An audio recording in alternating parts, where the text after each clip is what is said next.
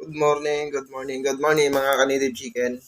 Ah, nakabuhat na dahil ko gano. Nakabuhat na ko og DIY incubator, guys.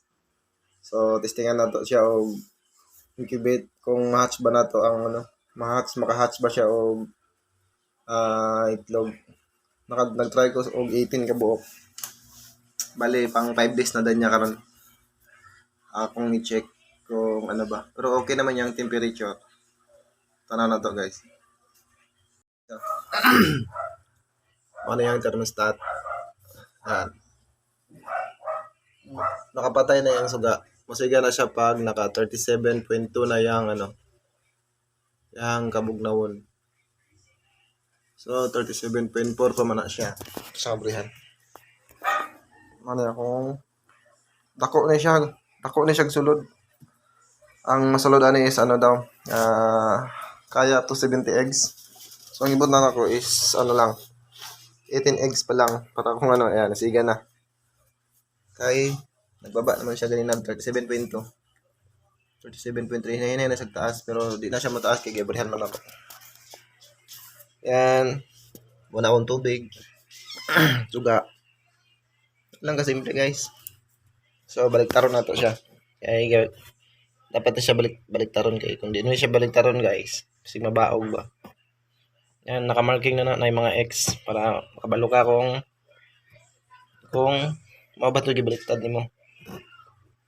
Guys. Try lang na eh.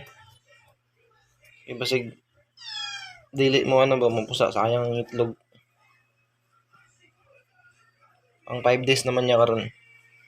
Everyday na ako siya ginabaliktad, guys, para dyan tarong okay. So mga siya okay na. Ano yan sensor, guys, mga ka-native. Yan. So okay na, guys. So dugay-dugay pa dito akong wala to na adlaw kay 21 days yata ni okay na. Yan. Ako nang tabunan. Muli akong DIY na incubator.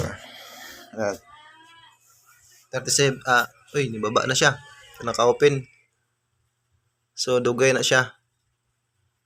Mamatay na yan suga pag maabot na siya 37.8. Di tanta mo mga native kung pusa ba jud ang atong DIY na incubator, mga ka-native. So okay naman na, kay testing naman ako 18 lang ka buok. Wala ko nagbutang daghan kay basig dili mo hatch patay. Sayang yung atong itlog. So dili kay sakit kung kay gamay raman. So gato lang. Bye-bye. See you next video.